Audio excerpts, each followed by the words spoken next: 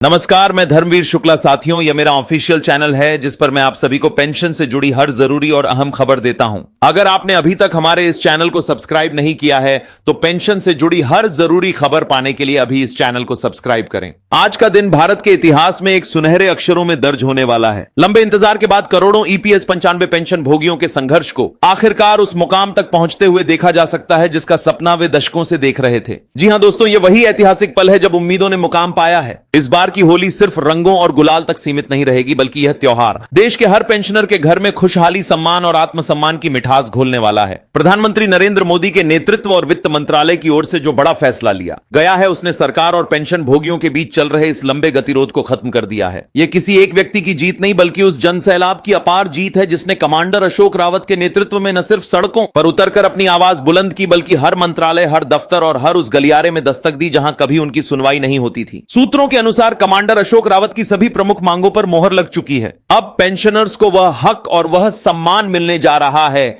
जिसके वे हकदार थे और जिसके लिए उन्होंने अपने जीवन के आखिरी पड़ाव में भी संघर्ष का मार्ग नहीं छोड़ा। मार्ग नहीं। प्रधानमंत्री मोदी ने इस मामले को संवेदनशीलता से लेते हुए व्यक्तिगत रूप से हस्तक्षेप किया और वित्त मंत्रालय को सख्त निर्देश दिए कि देश के वरिष्ठ नागरिकों जिन्होंने अपना पूरा जीवन देश की सेवा में लगा दिया, उनके साथ किसी भी तरह की देरी या अन्याय बर्दाश्त नहीं किया जाएगा। यह फैसला सिर्फ एक आर्थिक राहत नहीं है बल्कि यह उस सोच का प्रतीक है जो बुजुर्गों को समाज की रीढ़ मानती है, न कि बोझ। दोस्तों, आपको याद होगा कि कैसे बीते 12 वर्षों से यह मुद्दा उठता रहा, लेकिन हर बार इसे ठंडे बस्ते में डाल दिया गया या हर बार कहा गया कि संसाधनों की कमी है, बजट में प्रावधान नहीं है या फिर फाइलें अटकी हुई हैं। लेकिन इस बार कमांडर अशोक रावत और उनकी टीम ने ठान लिया था कि जब तक इंसाफ नहीं मिलेगा वे पीछे नहीं हटेंगे। दिल्ली की सड़कों से लेकर संसद के गलियारों तक हर जगह उनकी आवाज गूंजी और आज वह दिन आ ही गया जब उस आवाज ने न सिर्फ सुनी जाने को मजबूर किया बल्कि सरकार को झुकने पर भी विवश कर दिया। अब जो खबर रफ्तार से फैल रही है वह है पेंशन में भारी बढ़ोतरी और वह भी 7,500 रुपए प्रतिमाह के साथ महंगाई भत्ता यानी 7,500 प्लस डीए। यह सिर्फ एक संख्या नहीं है, यह उस संघर्ष की तपिश का नतीजा है जिसने देश की राजधानी दिल्ली से लेकर दूर दराज के गांवों तक में बुजुर्गों की एक नई चेतना जगाई। जरा सोचिए दोस्तों, जब तक यह फैसला नहीं हुआ था तब तक पेंशनर्स की क्या स्थिति थी। जिन हाथों ने देश की इमारत खड़ी की, जिन कंधों ने उद्योगों और कारखानों की नींव पाए,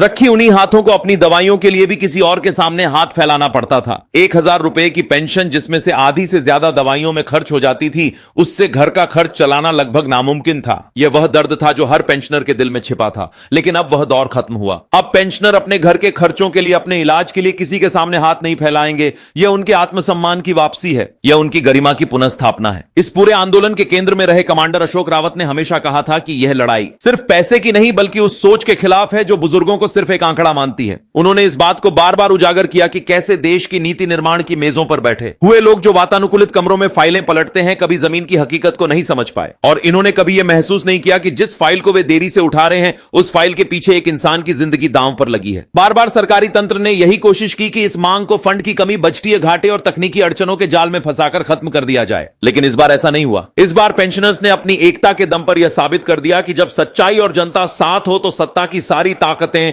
बेबस हो जाती हैं। लेकिन दोस्तों, यह फैसला जितनी खुशी दे रहा है उतना ही यह उस सच्चाई को भी उजागर करता है जिसे सिस्टम छुपाना चाहता था। आखिर इतने सालों तक क्या होता रहा? क्यों एक ऐसी मांग जो पूरी तरह से न्याय संगत थी को लगातार दरकिनार किया गया? क्यों उन लोगों की सुनवाई नहीं हुई जिन्होंने अपनी जिंदगी लगाकर इस देश की तरक्की में योगदान दिया? इसका जवाब बहुत गहरा और चौंकाने वाला है। यह सिर्फ एक फाइल या एक विभाग की लापरवाही नहीं थी बल्कि यह एक सोची समझी साजिश का हिस्सा था। सत्ता के गलियारों में बैठे लोगों ने बुजुर्गों की लाचारी को उनकी कमजोरी समझ लिया था। उन्हें लगा कि ये लोग थक जाएंगे, हार मान लेंगे या फिर दुनिया से चले जाएंगे, लेकिन उन्होंने यह गलत समझा। उन्होंने उस जज्बे को नहीं पहचाना जो अपने हक के लिए लड़ता है। हर चुनाव से पहले बड़े बड़े वादे किए गए। नेताओं ने मंचों से ऐलान किया कि पेंशनर्स हमारी प्राथमिकता है, हम उनके लिए हर संभव करेंगे। लेकिन जैसे ही चुनाव खत्म होते हुए सारे वादे धूल में मिल जाते, फाइलें फिर से उन्हीं अलमारियों में कैद हो जाती जहां सिर्फ धूल जमा होती थी। कभी कहा गया कि यह मामला विचाराधीन है, कभी कहा गया कि अभी और जांच की जरूरत है, तो कभी कहा गया कि अगले बजट में देखेंगे। यह तो एक ऐसा खेल था जहां गेंद को एक विभाग से दूसरे विभाग में फेंका जाता रहा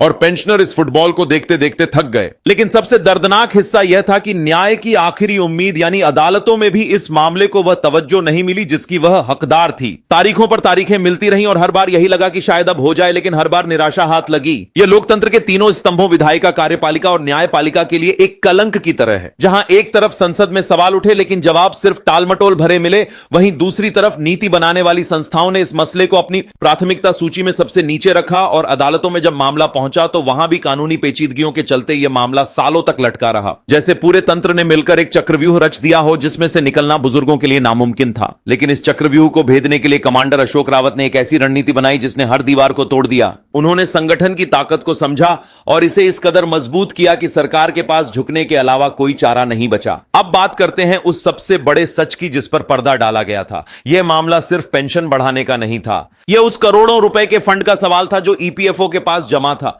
यह फंड किसी सरकारी खजाने का पैसा नहीं था, यह उन मेहनतकश मजदूरों, कर्मचारियों और उनके परिवारों का पैसा था जिन्होंने अपनी रोजी रोटी में से बचत करके इस फंड में योगदान दिया था। यह उनके भविष्य की सुरक्षा के लिए बनाया गया एक कोष था। लेकिन सरकारी तंत्र ने इस पैसे को अपनी जागीर समझ लिया। उस पैसे का इस्तेमाल वहां किया गया जहां उसे नहीं किया जाना चाहिए था। बड़े बड़े पूंजीपतियों और उद्योगपतियों को इसी फंड से ऋण दिए गए। यह पैसा शेयर बाजार और दूसरे जोखिम भरे निवेशों में लगाया गया और जब पेंशनर्स ने अपना हक मांगा तो उनसे कहा गया कि फंड में पैसे नहीं हैं। दोस्तों, यह सबसे बड़ा विश्वासघात था। उन लोगों के साथ विश्वासघात जिन्होंने उम्र भर ईमानदारी से काम किया। उनके पैसे से जो फंड बना उसे उन पर ही खर्च करने से इनकार कर दिया गया।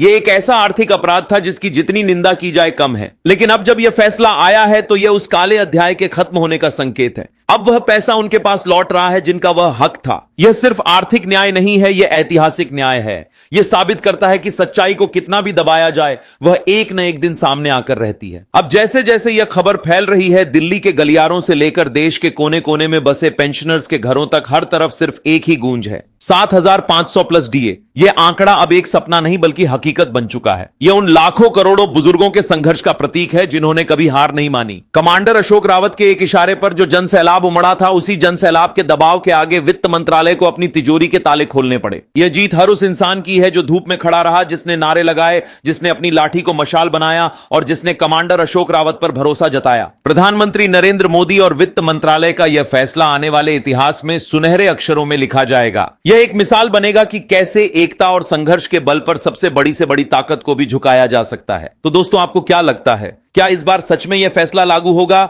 और पेंशनर्स के खाते में पैसा आएगा? क्या यह होली सच में खुशियां वाली होली होगी? अपनी राय और खुशी हमें कमेंट्स में जरूर बताएं। और हां, इस वीडियो को हर उस पेंशन ग्रुप में, हर उस मित्र को और हर उस परिवार में शेयर करें जहां यह खबर पहुंचनी चाहिए, क्योंकि यह सिर्फ एक खबर नहीं, यह करोड़ों दिलों की धड़कन है। यह उन बुजुर्गों की आवाज है जिन्होंने साबित कर दिया कि उम्र सिर्फ एक संख्या है, जुनून का कोई उम्र नहीं होता। इस ऐतिहासिक फैसले के पीछे एक लंबा इतिहास है, एक लंबा संघर्ष है।